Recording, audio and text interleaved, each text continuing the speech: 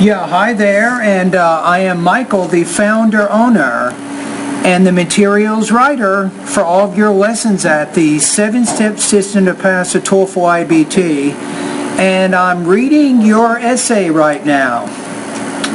Alright, so I found something kind of interesting. I'm going to show you something just which is kind of interesting. So it says, teachers should be paid according to how much their students learn, right?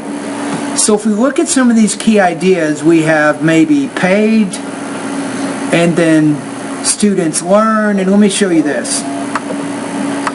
If we look through the essay, if we do like a search, and I'm going to try to illustrate a point here for a minute. So we have paid.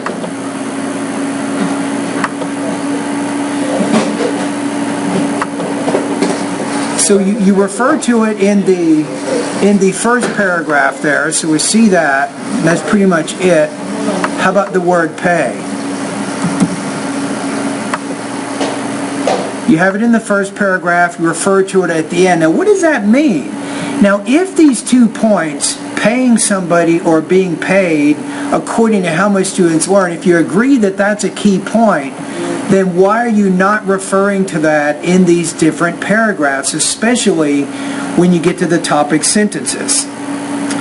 Right? So I think the essay we're looking at here, it's really off topic. It doesn't really frame around the assignment. So my question is, what can you do, if anything, to improve the structure of this essay so it more directly answers the writing prompt? So I have 3 suggestions. 1, you need a more specific thesis. I think that's one thing you can do. Number 2, you need clearer, more focused, and arguable topic sentences. I think that would be important. And then 3, relevant supporting detail. If you can do these 3 things, it will improve your writing, no doubt. So let's take a look at each of these points. So point number 1, what could you do, if anything, that can make your thesis a little bit more focused? So let's take a look at our introduction here. Here's what you say. I'm getting right. Just teachers are important people to everybody in the world because teachers are the first people who give knowledge to students. You want to say here, a prepositional phrase. In my home country in Thailand, everyone respects, you can say their teachers, and are very gentle to them.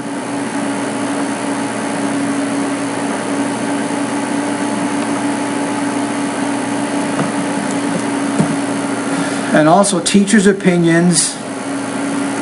I'm going to change this because no teacher is perfect. You can say always held in high regard. That's probably a more accurate statement. And also teachers' opinions are always held in high regard. Let's make this a plural possessive, not a singular possessive. So also teachers' opinions are always held in high regard.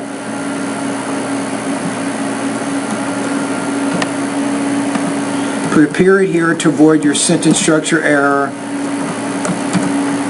I'm going to say maybe therefore students will accept it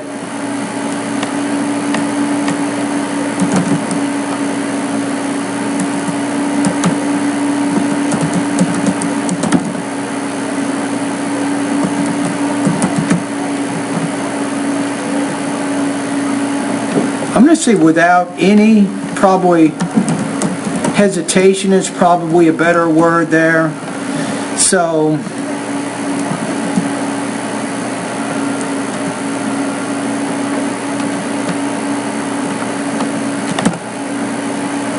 because teachers, plural, right? So put S on it. Have a lot of kindness to students. Make this plural.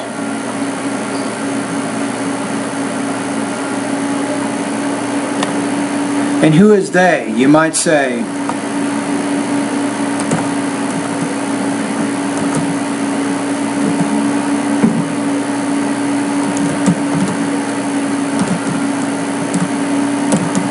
in this regard, administrators pay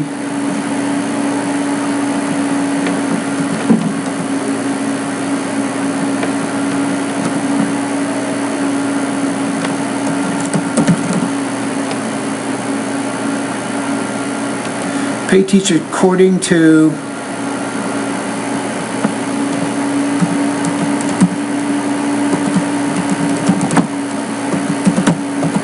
you might say the students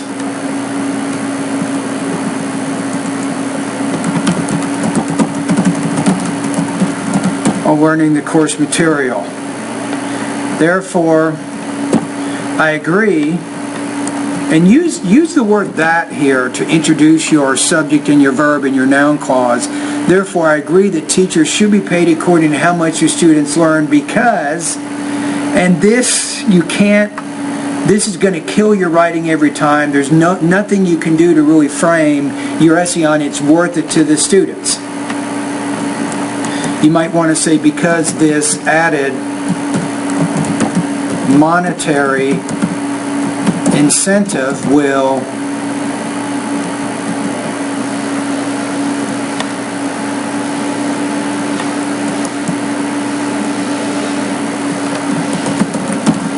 motivate teachers to improve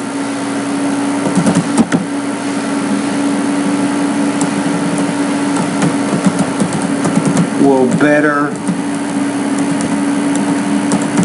prepare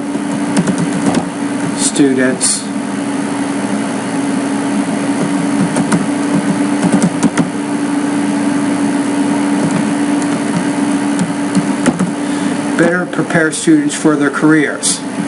Now, once you have a thesis here, then it becomes really easy now to structure your body paragraphs. If you look at your topic sentence here,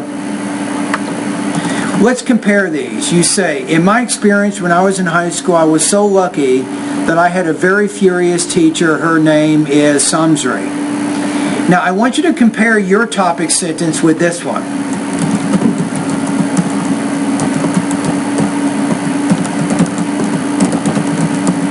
So we'll change this.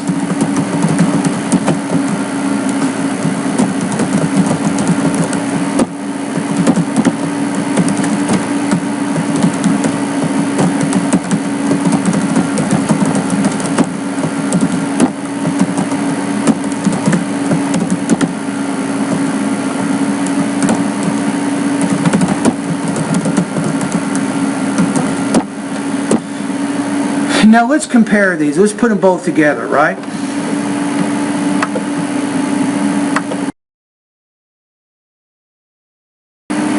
Okay, so what I'm trying to do right now, I want to make this point here clearer, more focused, and arguable topic sentences, right? So we put the two together. We say here, this is what I'm saying. First of all, teachers should be paid according to how much the students learn because it will motivate them to improve their instruction in the classroom.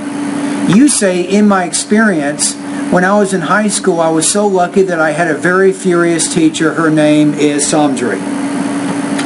Okay, your topic sentence here, it's just stating a fact. It's stating that you had a teacher in high school, but it doesn't really make an argument.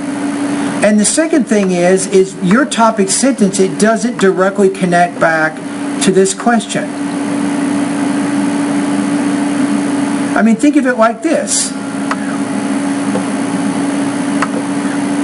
What if I said this? What if I said, should teachers be paid according to how much their students learn? What if I asked you that question right there? If I said, should teachers be paid according to how much their students learn? And you say, in my experience when I was in high school, I was lucky that I had a furious teacher. Her name is Samsri.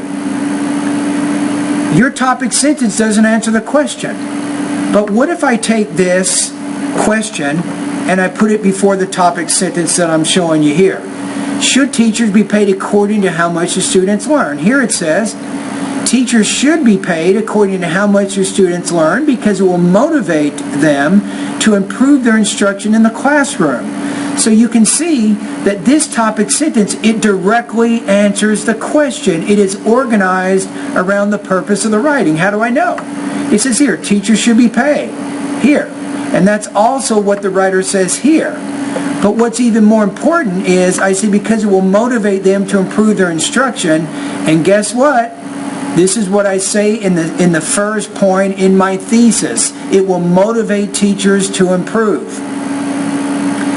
You see what I'm saying? So unfortunately, your essay, everything that you have said here, it doesn't really answer the question. So all that you've written here is not, it doesn't really work very well. Right? You see what I'm saying? Now the next step is, I'm going to walk you through a paragraph. I want to show you how you can create what we call relevant supporting detail. But the first thing is, number one, you have to make sure you have a thesis. You did not do that. And this is my recommendation. And you don't have to have exactly these reasons, but you need a more specific thesis. Number two, you need clear, more focused, and arguable topic sentences. Your topic sentence wasn't arguable, and it didn't really focus anything. It just stated a detail about a teacher that you knew in high school. You see what I'm saying there? Now the next question is, now we need to work on the third point here. We need to create relevant supporting details. So everything that I say in this paragraph, it needs to connect back to this purpose. I'm going to say, for instance, and notice, I'm going to try to give some specific detail here. For instance, if a teacher teaches a history class,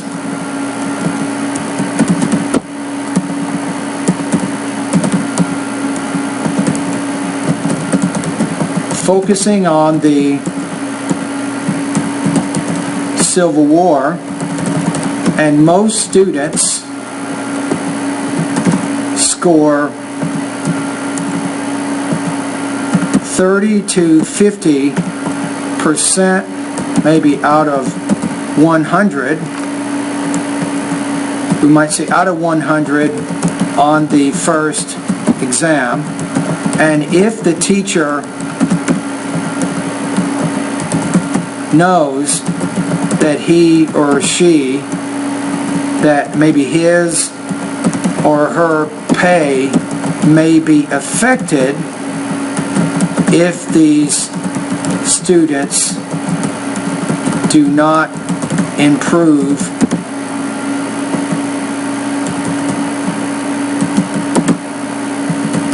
their knowledge of American history, this teacher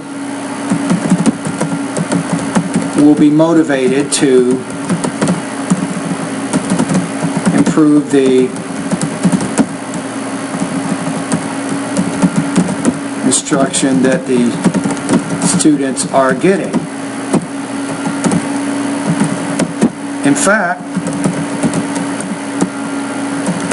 this instructor might be encouraged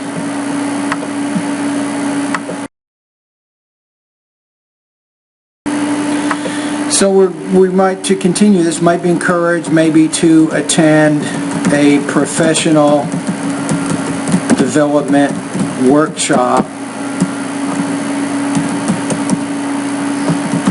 designed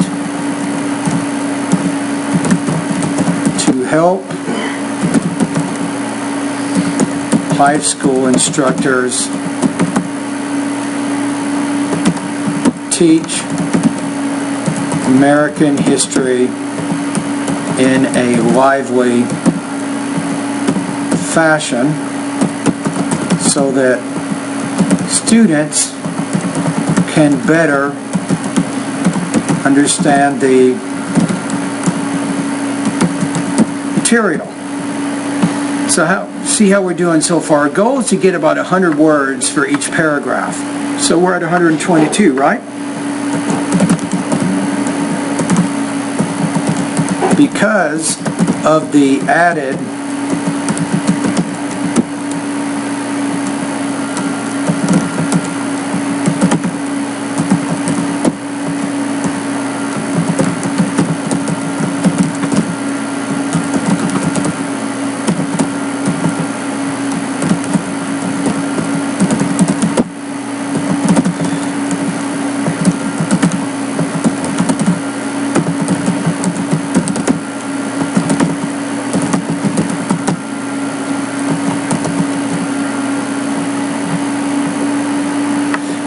the teacher was motivated, I think is important, to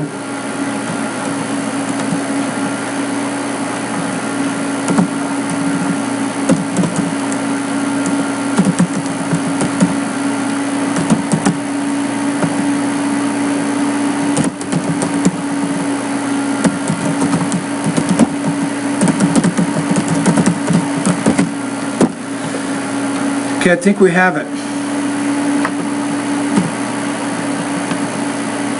Okay, let's look at it one more time. So first of all, teachers should be paid according to how much the students learn because it will motivate them to improve their instruction in the classroom. Notice how I start more with a general statement that restates the first point of my thesis. Then I get into my details. You did the opposite. You started off with a detail, not a general statement. Then you say, for instance, if a teacher teaches a history class focusing on the Civil War, should probably capitalize this, it's the name of a war, and most students score 30 to 50% out of 100 on the first exam, and if the teacher knows that his or her pay may be affected by these students, may be affected if these students do not improve their knowledge of American history, this teacher will be motivated to improve the instruction that the students are getting.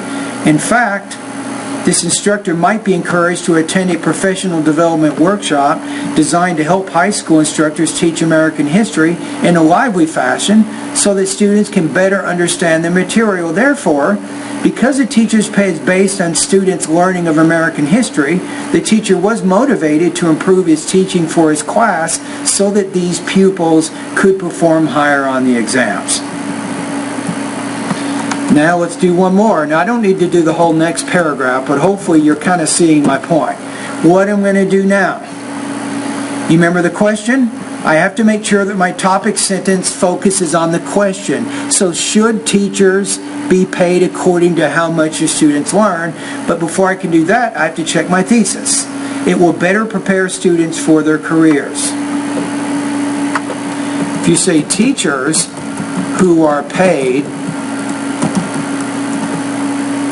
according to how much their students learn,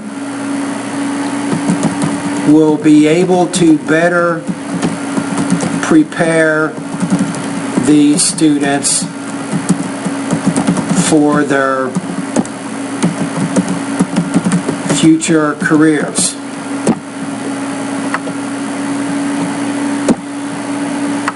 So then we have that.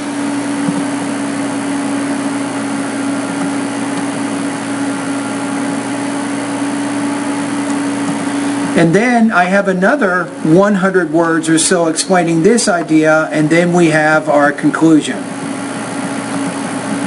So you see, in conclusion, there are benefits to students if, you might say, teachers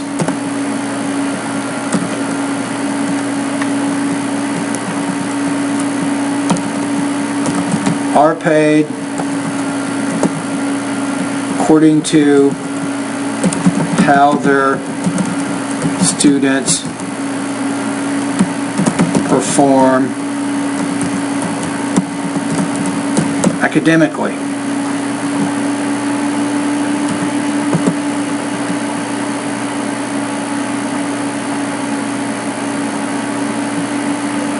So there's benefits to teachers and students if teachers are paid according to how their students perform academically.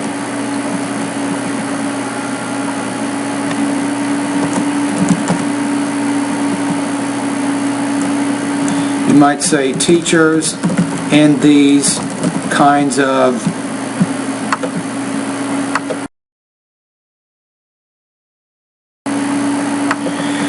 teachers in these kinds of situations be motivated to continually improve and will be better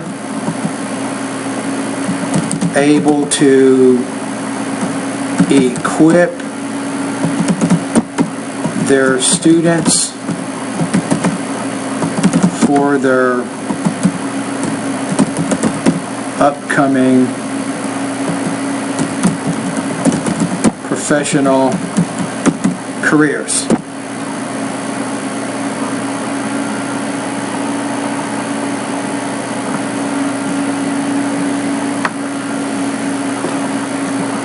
So you might say something like this. So, in conclusion, there are benefits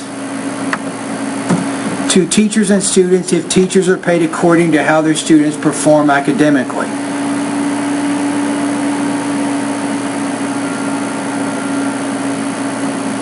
Teachers in these kinds of situations will be motivated to continue to improve and will be better able to equip their students for their upcoming professional careers. Right, so that's it. So you just have to imagine that obviously I would develop this topic sentence and this about like this paragraph here, and let's take a look at how many words we have here. I mean, we're not even done yet, right? We still have to add another 100 words, but we're already at 344, so you can imagine there'd be about 400 to 500 words after I finish this paragraph.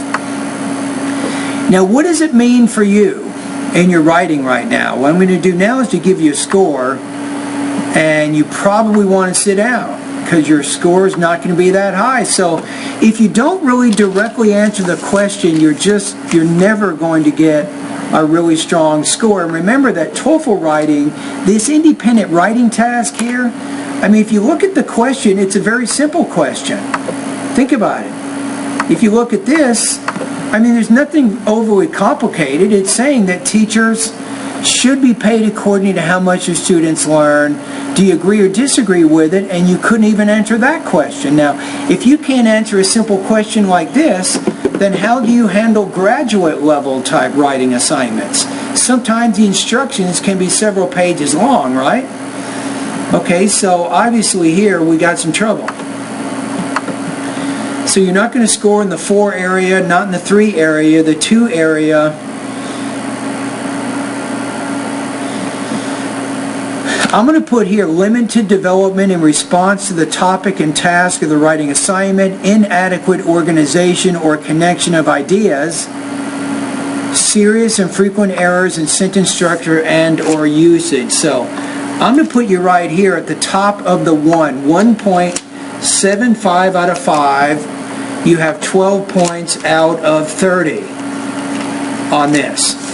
So what is your strategy here? What is it that you can do, if anything, to improve your academic English language abilities, right? That's partly what I'm going to try to help you with in this video. So now, let's go over to the syllabus for just a second. We need to figure out what your grade is here. So if you go to the syllabus and you take a look at this one, we have 1.75 out of 5. This is going to put you at 61% on this assignment. Now here's my opinion here. Now have you ever heard of this? I'm going to give you an expression, something I want you to think about. The expression is, don't put the cart in front of the horse. Now, what does that actually mean? I'm going to try to give you an analogy here. if you put the cart in front of the horse, how does the horse pull the cart? The horse cannot, because it's not in the right order. So what I'm trying to say is, for you, you can focus a lot right now on just improving your writing and your organization and all of that, or you can focus on your vocabulary and your grammar areas of your English. Right? So what do you think I'm going to say? I think that in order for you to improve your writing, you have to improve your vocabulary and also your grammar. If you can do that, and then you can focus more on the organization and improving the details and all of that in your writing, I think that you can improve your writing. So, my suggestion is, in the writing part of my course, there's some things that you can do. The first thing I recommend is, for the next few weeks, start completing more writing practice tests so you can get some more feedback. Now, in these cases, I'm not going to read them. My teaching assistant will read and score your essays, but I think if you practice a little bit more, you get more used to academic writing, and you practice reading and decoding the writing prompts, and then you try to organize your essay accordingly, you'll get better. I had a student, I'll tell you a quick story. One of my students, when I met him,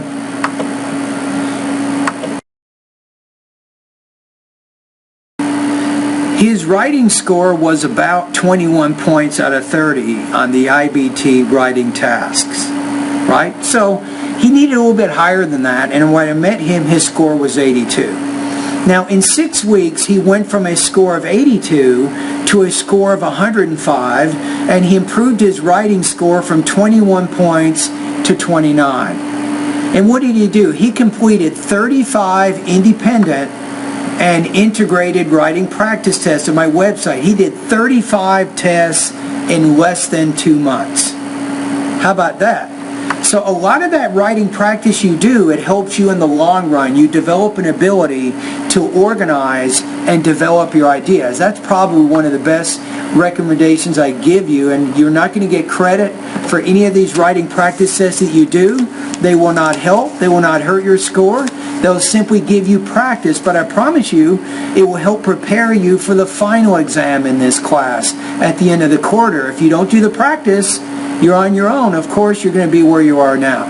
All right, so that's my first suggestion. Now, a few other things. If you look at my writing, here's some lessons. I think lesson 1, you want to take a look at that. I think lesson number 4, creating sharply focused thesis statements. You're not doing that, so you need more practice there. Lesson 4.1, a simple, direct approach to answering the IBT independent writing task. Check out that one. How about this one? Writing effective topic sentences, lesson 5.1. I think that will also be important for you. And then, of course, lesson 8, you've already seen it, but I think you still need to review it, how to make your writing more coherent. But even if you do all that, even if you read those lessons and take all those notes, you still don't have the language use and the grammar to explain your ideas. So now what? That means you got to go to the vocabulary part of my course, and that's why I told you earlier in this video, you don't want to put the cart in front of the horse. You want to spend the right time in the right areas. So for you, here's my recommendation. Spend most of your time right now, if you can. My recommendation is vocabulary. Do vocabulary lesson 3, lesson 4, take all the quizzes.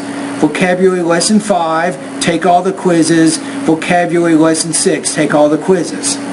You want to build your vocabulary. If you can learn the words in lesson 3 through lesson 6, your vocabulary is going to improve to 1,700 words. Now, is it possible? Can you do this? Of course you can. How long does it take? Probably a couple of months.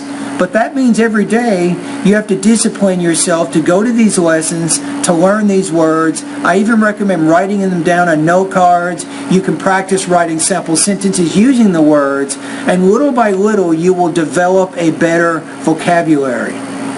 So that's something you want to do also. But even if you do this, there's still one more thing you have to do, and that's grammar. You need to improve your grammar proficiency, which allows you to speak and write more proficiently. which is exactly what you want to do at the graduate level. So what do you do now? I recommend go to the grammar part of my course, step 3. First thing you want to do, take the grammar diagnostic pretest here. Once you take it, you can review the test and you can see which lessons in the grammar part of my course you need to focus on the most. That would be my next suggestion. Start going through all my grammar lessons. I even recommend that you keep a grammar journal, start writing down the sample sentences, getting familiar with them, and little by little you will find that your grammar will get better. But if you don't improve the vocabulary and the grammar, you can study writing all day long, but you still don't have the language used to organize and develop your ideas. You see what I'm saying? That's my assessment of your writing right now. Okay, anyway, thank you very much for completing this particular writing practice test. You'll notice in the video, if you go to the comment box or the description box of the video, I've included my edited version of your essay where I rewrote your thesis, I rewrote one of your paragraphs and included a more specific topic sentence. I included the second topic sentence for your third paragraph, and then I helped you reframe your conclusion. You will see that edited version of your essay in the comments box of this YouTube video. All right, anyway, thank you very much. And I look forward to reading your final writing exam at the end of this quarter.